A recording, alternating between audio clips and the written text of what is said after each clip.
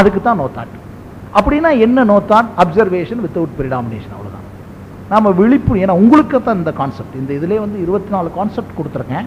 அதில் உங்களுக்கு அப்படியே அப்ளை ஆகிறது 2 தான்.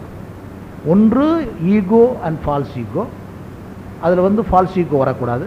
செகண்ட் வந்து இந்த இப்போ நான் சொன்ன விஷயம் நோ தாட். என்ன நோ தாட்? கம்ப்ளீட்டாக நான் ஒன்றும் இல்லை, இதில் சம்பந்தமே இல்லாமல் இருத்தல். அந்த சம்பந்தம் இல்லாமல் இருத்தலை பயிற்சியாக கொண்டு வரக்கூடாது. சம்பந்தம் இல்லாமல் இருந்தால் 2 விஷயம். அதை தான் அந்த பெட் ஸ்கேனில் பண்ணி அவர் சொல்லியிருக்காங்க. அந்த brain right and left hemisphere of the brain அந்த parietal lobe of the brain is completely அப்படியே ஆஃப் பண்ணுது. ஆஃப் பண்ண உடனே என்ன ஆகுதுன்னா, நீங்கள் இதை ஈஸியாக புரிஞ்சுக்கலாம்.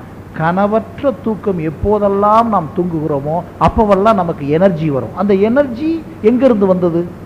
ஒரு கண்ணை வெளியே எடுத்து வைத்தால் பார்க்காது, காதை வெளியே எடுத்து வைத்தால் கேட்காது, நாக்கை வெளியே எடுத்து வைத்தால் பார்க்காது, இது பண்ண முடியாது. இதெல்லாம் இந்த சக்திகள் எல்லாம் எங்கிருந்து கிடைக்கிறதுனா உடம்பிலிருந்து ஒரு பகுதி. அதையும் தான் அமெரிக்காவில் கண்டுபிடித்திருக்கார். தைமஸ், ஃப்ரம் த தைமஸ், அந்த ஹார்ட்டுக்கு கீழே இருக்கக்கூடிய ஒரு தைமஸ் சுரப்பியிலிருந்து தான் உயிர் சக்தியினுடைய வலிமை இருக்கிறது. அந்த சக்தி தான் உடலுக்கு இந்த சக்தியை கொடுக்கிறது என்று கண்டுபிடித்திருக்காங்க. நான் எல்லாமே சயின்ஸாக உங்கள்கிட்ட தான் பேசிட்டு இருக்கேன். அதை போன்றே இப்போ நமக்கு அவேர்னஸில் அந்த அன்பயாஸ்டாக இருக்கிறதுக்கு வேற ஒன்றும் கிடையாது. அப்படியே உட்கார்ந்து பார்த்தீங்கன்னா அதில் இதுவரைக்கும் நீங்கள் தெரிஞ்சது ஒரு ரகசியம். அடுத்த ரகசியம் என்னன்னா, ஆட்டோமேட்டிக்காக அந்த உள்ள அப்படி போகும்போது transcending in space, if you feel the transcending in space, automatically உங்களுக்கு spark and flash comes. அதுவும் குறிப்பாக நம்மளுடைய நீதித்துறைக்கு தான் இது ஒரு பெரிய ரகசியம். அப்படியே போயிட்டு இருக்கும்போதே உங்களுக்கு தெரியும், அந்த இடத்துல எந்த கன்சல்டேஷனே தேவையில்லை உங்களுக்கு. அந்த கன்சல்டேஷன் மறுபடியும் ஒரு இரிட்டேஷனை உருவாக்கும். இவற்றை கேட்டுக்குருவோமா அப்படின்னா அவர் வியூவை வேணுமா சொல்லுவார். பிகாஸ் இது வந்து சாதாரண மனிதர்களுக்கு சொல்லிக் கொடுக்கறதுன்றது வேறங்க. ஏன்னா வள்ளுவன் சும்மா உட்காந்துருந்தா 2000 பாடல் எழுதுறான். அப்போ அவனுக்கு நோ தாட் என்பது தெரியாது. அதை தான் சும்மா இருத்தல்னு சொன்னாங்க. இப்போ நம்ம சும்மா இருக்க சொல்லலை, எக்ஸிக்யூட் பண்ணிக்கிட்டு இருக்கும் போதே நீங்கள் சும்மா இருக்கலாம்.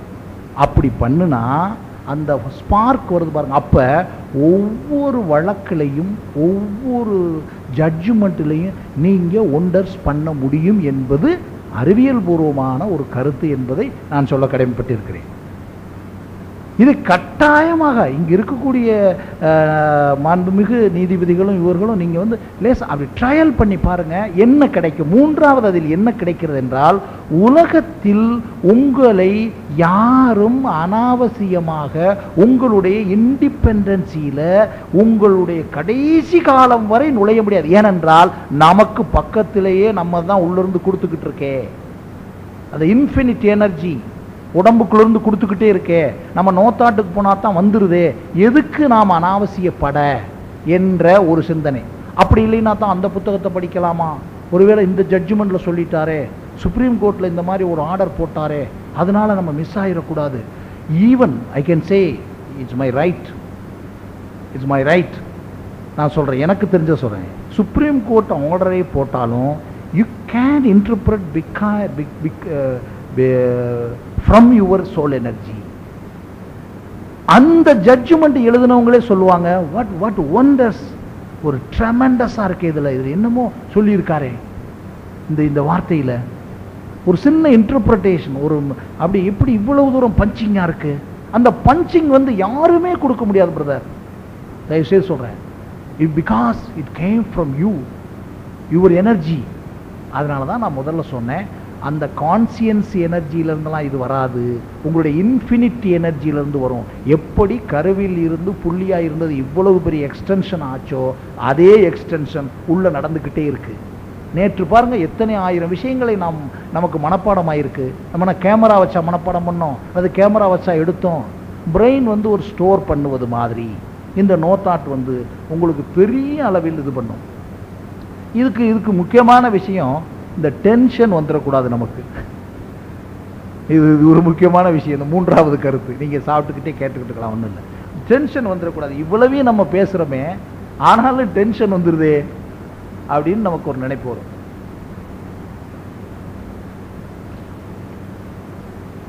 அதை நம்ம எப்படி ஈஸி ஆக்கிக்கலாம். நான் சொன்னது முதல்ல சொன்னது நோ தாட். அந்த நோ தாட்ன்றது நீங்கள் அதில் அந்த கடைசி பக்கத்தில் கொடுத்துருக்கேன், பார்த்துக்குங்க. ஆக்சுவலாக பிரதர், நாம் தினந்தோறும் 3 நிலைகளை அடைகிறோம். ஒன்று நோ தாட், தூக்கத்தில். இரண்டாவது தாட், மூன்றாவது டென்ஷன், நான்காவது நோ தாட். அப்படியே டென்ஷன் ஆகிட்டு ராத்திரி போய் படுத்துடுறோம். சில பேர் தவறா ஆல்கஹாலை யூஸ் பண்ணிக்கிறாங்க, சில பேர் டூர் போகிறாங்க, சில பேர் கோவில் போகிறாங்க, சில பேர் மெடிடேஷன் போகிறாங்க. பட் நாம் நினச்ச நேரமெல்லாம் கோவிலுக்கும் மெடிடேஷனுக்கு போயிட்டு இருக்க முடியுமா? திடீர்னு ஜட்ஜ் மேலே உட்காந்துருக்கும் போது டென்ஷன் வந்துடுது, போக முடியுமா? ஸோ அந்த இடத்திலே நம்ம உடைக்கணும். உள்ளுக்குள்ள ஒரு தாட் வருது, அதான் எண்ணத்தை. ரொம்ப சிம்பிள் தியரி கொடுத்துருக்குங்க. எல்லாரும் இந்த நோ தாட்டை பற்றி சொல்ல சொல்ல முயற்சி பண்ணிட்டு எல்லா ஆன்மீகவாதிகளும் அந்த உண்மையை சொல்றது இல்லைங்க. ஒரு செய்தி நாங்கள் என்ன சொல்லியிருக்கோம், எண்ணத்தை எண்ணத்தால் எரித்தால் எண்ணமற்ற நிலை வரும். என்ன உதாரணம் பாருங்க, ஒரு சுகர் வந்துருச்சு நம்ம கேள்விப்படுறோம். இப்போ ஒரு மாதிரி இல்லை, ஹார்ட் ஒருத்தர் வர சின்ன விஷயம்தான், ஒரு மாதிரி நெஞ்சு வலிச்சுக்கிட்டு இருக்குங்க அப்படின்னு நம்ம கேட்குறோம். அப்படியா, அப்போ பார்த்துக்கங்க, நெஞ்சு வலிச்சா பார்த்துக்கிறோன்னு சொல்கிறாங்க அவங்க.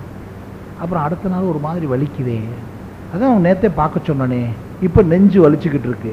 இப்போ இவருக்கு என்ன வந்துடுது, நமக்கு நெஞ்சு வலிக்கிறவருக்கு ஆட்டோமேட்டிக்காக ஒருவேளை மைல்டு அட்டாக்காக இருக்குமோ. அவரும் பக்கத்தில் இருக்கிறவரும் அழகாக சொல்லிடுறாரு, இல்லைங்க ஒரு பாத்திரம் நம்ம இந்த மாதிரி விஷயத்தை தள்ளி போட்டுறக்கூடாதுங்கன்னு. இப்போ ஒரு 2 நாள்லாம் நமக்கு ஒன்றுமே ஓடாது. நெஞ்சு வலியாக இருக்குமோ, இல்லை மைல்டாக இருக்குமோ, இல்லை சும்மா இருக்குமோ, இல்லை வாயுவாக இருக்குமோன்னு போயிட்டே இருப்போம். டாக்டர்கிட்ட போய் கேட்போம். அவர் டாக்டர் பார்த்துட்டு, இல்லை சார் ஒன்றுமே இல்லை, அது சும்மா கொஞ்சம் அலைஞ்சிருக்கீங்க, வாயு ட்ரபுள் தான் சொன்னோன்னே டாக்டரே சொல்லிட்டான்ற பாருங்க.